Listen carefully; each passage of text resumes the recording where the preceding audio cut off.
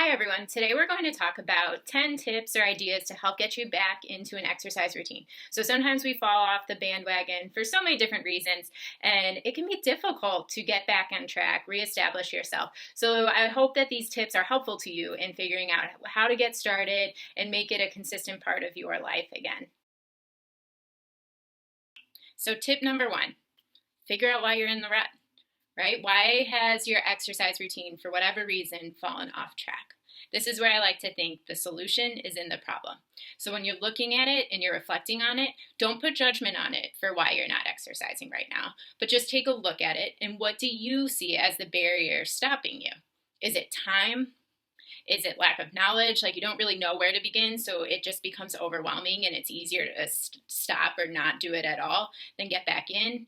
Are you coming from an injury and you're not really sure, you're afraid to go back, or are you dealing with pain actively so you don't know what to do? Are you self-conscious about it? Do you not want to be in front of other people working out and go to a gym, but you feel like you need that guidance or you don't have access to equipment? Or right now, given the state of the world, do you not want to be in a gym, but you also don't know what to do at home? There's so many reasons, and don't put judgment on your reasons for not working out. Instead, use the questioning of this and the reflection on this as our identification of what the barrier is. Once we know what the barrier is, that's when we can find the work around it. Tip number two is, what do you actually want? What does exercising give you? What are you working towards? What are your goals? Are they performance-based? Are you hoping to lose a certain amount of weight? Are you looking to run a certain distance? Are you looking to have more energy with your kids or grandkids? There's so many different reasons that we want to have success, but I think sometimes we focus on smaller, more vague goals. Like, I want to look better isn't specific enough. What would it mean if you looked better? What are your actual priorities that you're trying to achieve? What is a successful life for you? A successful movement life, performance life? Because that's going to identify the goal and give us things to track. Because sometimes if the number on the scale doesn't change, or it takes a little bit longer to maybe look a certain way or wear a certain size, we can get discouraged. But what if you actually have more energy during the day, during that transition phase while you're working towards something? We don't give voice to that or acknowledge that because we're busy looking at the fact that maybe we're not looking like something. But it's very successful because you have more energy in the day, and more energy really accomplished your goal of being able to play with your kids and feel good. So what is it you actually want to achieve with your health? Why are you working on your health? Let us find those motivators so when it gets hard, we can remember what we're doing all of it for. Step number three, set simple goals, right? I think sometimes we might have those end goals like I just talked about, but what are the little things that can give us successes along the way? And a few podcasts back, I called these process goals. And it's like, process goals are the habits and the things that we can do within the week that will allow us to build to something else. So initially, if we're not working out often, maybe my goal is one day a week I'm going to start exercising.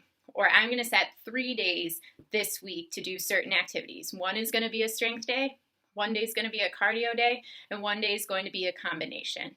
Maybe that's where you're starting from. Or maybe your goal is, I'm going to have 80% success in working out this week. So, for some, their goal would want to be to work out every day. But it's 100% realistic for everyone. Not always. And if we don't achieve that, we're going to be upset about it. So this goes back to Lindsay's idea of 80% being successful. So maybe you set a percent. 50% of the days this week, I'm going to exercise. I'm intentionally going to put in 2 rest days.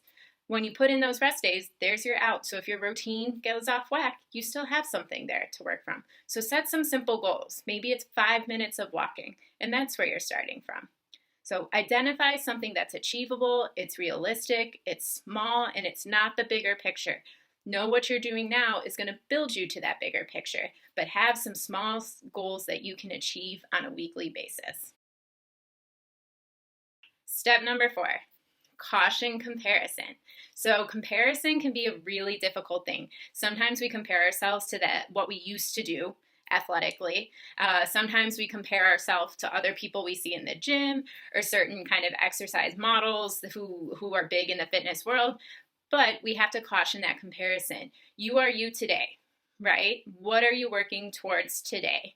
Sometimes we have to change what the routine looks like so you can't compare. If you're someone that has a hard time saying, oh, I used to do this, I'm just going to dive in, do it. And then if you're unable to, or it feels really hard to do what you used to do, it feels like you want to give up because you're like, well, what's the point? I can't do it anymore. So sometimes we have to completely change the routine, change exercise choices or the way that you're doing it, and kind of catch ourselves where if you're falling down the path of comparing yourself to someone else or what you used to do, have a mantra or something that can switch the flip and say, this is where I am today. Today I am doing this because this week I'm achieving this. Step number 5, success with less. So initially we may be more conservative with how you're beginning your routine because we want it to be successful. If you make it too hard in the beginning where either you're so sore the rest of the week that you can't exercise again in the week and it becomes a one-time event, that's not setting you up for building consistency in an exercise program. Or if it's too difficult and that you just don't enjoy the experience, that lack of fun, that lack of enjoyment isn't going to help either. And so using the time in the beginning to figure out, well, what is your baseline? Where are you working hard but not dying? Where can you breathe consistently but feel like it's a little bit harder to do so? Where can you feel like you can lift the weights, be a little bit sore in the muscles, but not be exhausted for the week? So during this beginning time, that's when I like to discover the basics. Just use it as exploration. Use it to find the exercises that you enjoy. So if you hate it on one day, maybe you pick something else another day to try. You can use different scales to help you figure out where you're at. So sometimes it's like, I don't know how long I can tolerate exercising for. I hear the standards 30 minutes a day, but what does that mean? You might not be there. Some people are already there, some people aren't. So you have to kind of take a reflection on where you are at and start there. Don't base it on anything else, because know that after we see how you do in the beginning and the success you've built in the beginning, we make modifications for the next day or the next week and try to match it better to the appropriate challenge that you will need. So sometimes using the RPE scale, which I have a link for in an article that gives more information how to use it, you can use it to help identify like the intensity that you perceive you're working at. And then you can either go faster or slower or longer or shorter or take longer rest breaks or lift heavier weight based off of the exertion that you feel you are giving. So if you use the modified scale, which is 0 to 10, 0 being nothing, 10 being the most vigorous exercise ever, you can work between like a 4 to 6, and that would be considered like moderate intensity exercise. So if you are perceiving that what you're doing is around that range, then maybe that's an appropriate challenge to kind of start at as you're discovering how you want to do your workouts and the level you want to work at. Step number 6, build accountability. So sometimes it just helps to be tied to something. And I think accountability can come in a lot of different ways. So accountability could be having a workout partner where you guys both work out at the same time. You guys can be in person to do this, but you can be virtual to do this too. Remember, we can exercise over Zoom together or go to a class together.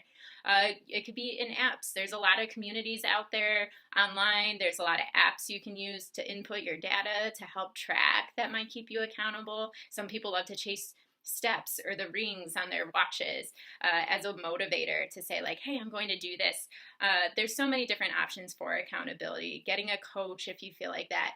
Don't underestimate the power of personal investment. If you really care about exercise and you want to invest in some money, sometimes that will actually hold you accountable. If you pay for a gym membership or a training subscription online, or pieces of exercise equipment, that tie-in might be enough to say, hey, I'm going to do this. And so it's not bad to pay for accountability. If it helps you, it's an investment in you and your health. So there's a lot of ways to be accountable. Talk to your friends about your goals. Talk to your family about goals, spouses. They can all be there to help cheer you on. And if you're not finding success with that, explore the other options as well. Step 7. Put workouts on the schedule. If you put it on the calendar and you look at your week and look at your calendar, find the places where you can insert exercise and base it off of realistic. Remember, we talked about we want to build success. We said success can start with less. So if you can find 5 minutes on the calendar where you're going to be active, write down 5 minutes of activity or the type of exercise you're going to do in that time slot. If we put it on the calendar, we might be more likely to do it. You might be able to check it off. If you put an alarm that says the night before, plan tomorrow's workout, and you can go and look, there's different ways you can do this, but put it on the calendar, hold yourself to something that you want to do, and then see how that works. Step number 8, explore exercise. So sometimes it's hard to figure out what you like. You know, not everyone loves to run. Not everybody loves to weightlift. Not everybody has access to different things. So get creative. There's so many things you can do with just your body weight. Maybe you love to dance and can do it with dance. Maybe you love to swim and can do stuff with swimming.